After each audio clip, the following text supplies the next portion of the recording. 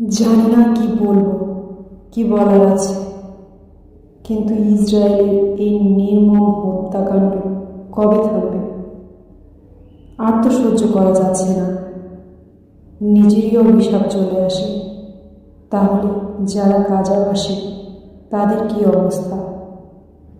কি কষ্টেই না দিন পার করছে তারা। আমরা তো এখানে বসে বসে কিচ্ছু করতে পারছি না তাদের জন্য, একটা প্রতিবাদটুকুও করতে পারছি না। তারা আমাদেরকে অভিশাপ কেন দিবে না? কতটা কষ্টে তারা আমাদের অভিশাপ দিচ্ছে। সত্যি দুঃখে আর কিচ্ছু ভালো লাগে না তাদের কথা যখন মনে করি। আর বাচ্চাগুলোর কথা কি বলবো, বাচ্চাগুলোর কথা মনে পড়লে আর কিচ্ছু ভালো লাগে না।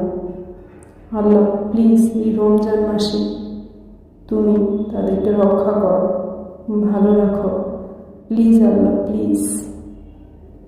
এই হত্যাকাণ্ড তুমি বন্ধ করো, যেভাবে হোক তুমি সাহায্য করো, দৈবিকভাবে তুমি সাহায্য করো আল্লাহ, প্লিজ আল্লাহ প্লিজ।